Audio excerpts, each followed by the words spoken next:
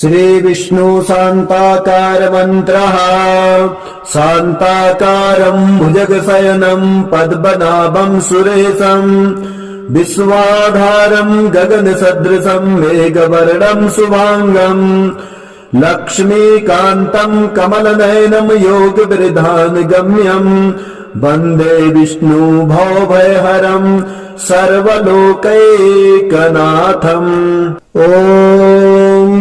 श्रीगणेशाय नमः। श्रीलक्ष्मीनारायण अष्टोत्तरशतनाम स्तोत्रम्।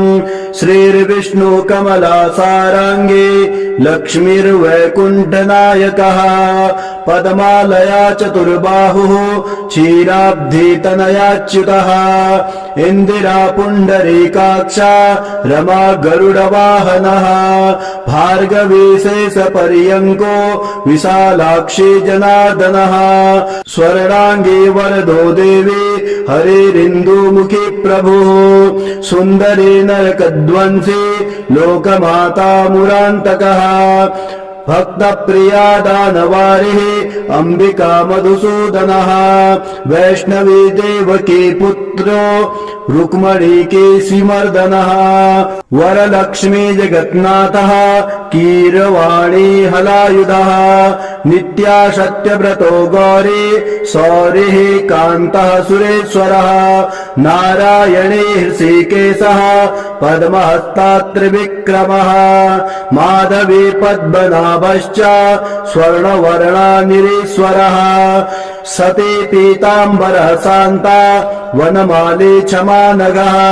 जयप्रदा बलिध्वंसी वसुधा पुरुषोत्तमः राज्यप्रदाखिलाधारो माया कंसविदारणः महेश्वरी महादेवो परमा पुण्यविग्रहः रमा कुमुदः सुमुखे मुचुकुन्दवरप्रदः वेद वेदाब्धिजा माता सुरूपार्केन्दुलोचनः पुण्याङ्गना पुण्यपादो पावनी पुण्यकीर्तनः विश्वप्रिया विश्वनाथो वाग्रूपी वासवानुजः सरस्वती स्वर्णगर्भो गायत्री गोपिका प्रियः यज्ञरूपा यज्ञभोक्ता